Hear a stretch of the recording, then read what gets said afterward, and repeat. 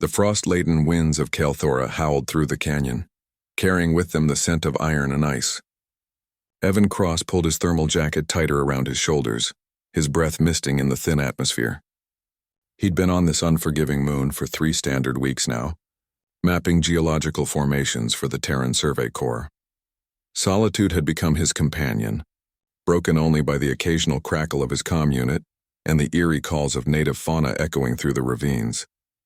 He was crouched beside a crystalline outcrop, calibrating his scanner when he heard it, a high-pitched whimper, barely audible over the wind. Evan froze.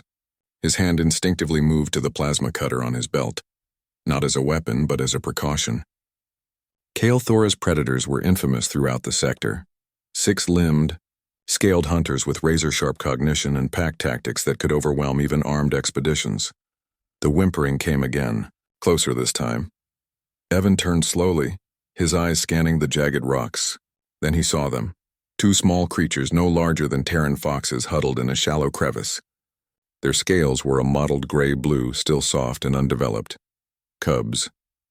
Their large, luminous eyes stared at him with a mix of fear and desperation. One of them limped forward, favoring a foreleg that bent at an unnatural angle. "Easy there," Evan whispered, his voice low and soothing.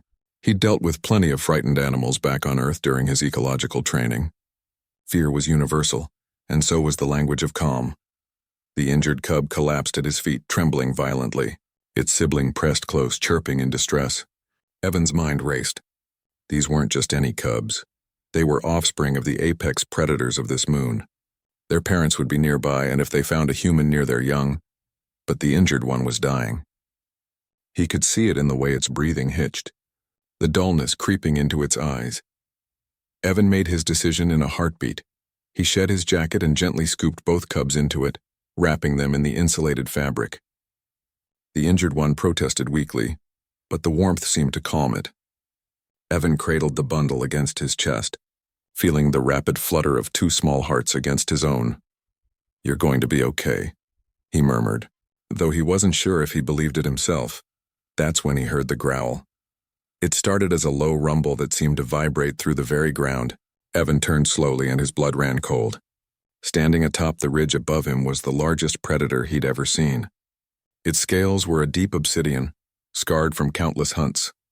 6 powerful limbs gripped the rock with casual ease, and its eyes, intelligent, calculating, locked onto him with predatory focus. Vara, the pack alpha. Behind her, shadows moved. More adults, at least 5 of them, flanking their leader. They descended the ridge with terrifying grace, forming a semicircle around Evan. He was trapped, and they all knew it. Evan didn't run. Running would trigger the chase instinct, and he'd be dead in seconds. Instead, he stood perfectly still, the bundle of cubs pressed protectively against his chest. His heart hammered, but his breathing remained steady. Fear was natural. Panic was fatal. Vara approached, her massive head low, lips peeling back to reveal rows of serrated teeth designed to rend flesh from bone. She was close enough now that Evan could smell the copper tang of old blood on her breath. A deep, threatening growl rolled from her throat, a clear warning. The cubs stirred beneath Evan's jacket. One of them, the uninjured one, poked its small head out and chirped. The sound was immediate and unmistakable. Mama Vara's growl caught in her throat. Her eyes, burning with predatory rage just moments before, shifted to the bundle in the human's arms.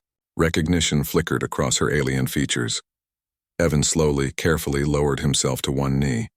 Every instinct screamed at him to maintain eye contact, to show no weakness, but he knew better. He broke eye contact with Vara, tilting his head slightly to expose his neck, a gesture of submission he'd read about in xenobiology reports. "They're hurt," Evan said softly, his voice barely above a whisper. "I wasn't going to leave them." Vara didn't understand his words, but tone was a different language entirely. She stepped closer, her claws scraping against stone. The other pack members tensed, ready to strike at their alpha's command.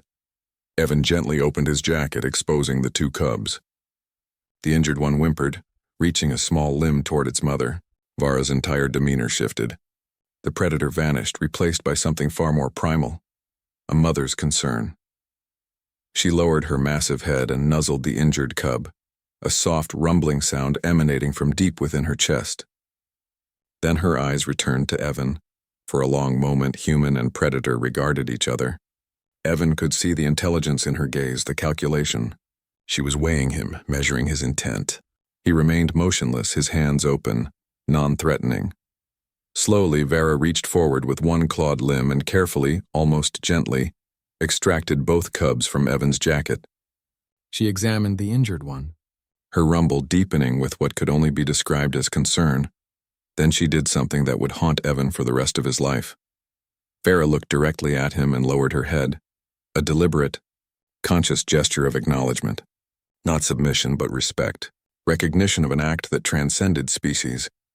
The other pack members shifted uncertainly, but they followed their alpha's lead, stepping back. Vara carefully picked up both cubs in her powerful jaws, cradling them with surprising tenderness. She turned to leave, then paused. She looked back at Evan one final time.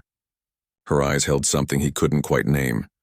Gratitude, perhaps, or simply an acknowledgement that this human was different, that he'd chosen compassion over self-preservation. Then she was gone, her pack melting into the shadows of the canyon like ghosts.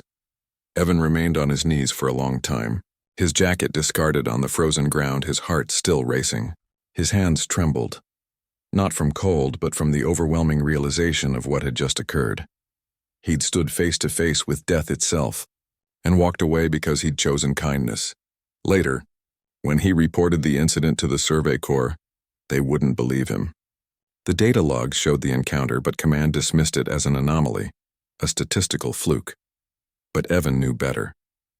He'd learned something that day that no amount of xenobiology training could teach, that mercy was a language understood across the stars, and sometimes the most dangerous predators could recognize the courage it took to be kind.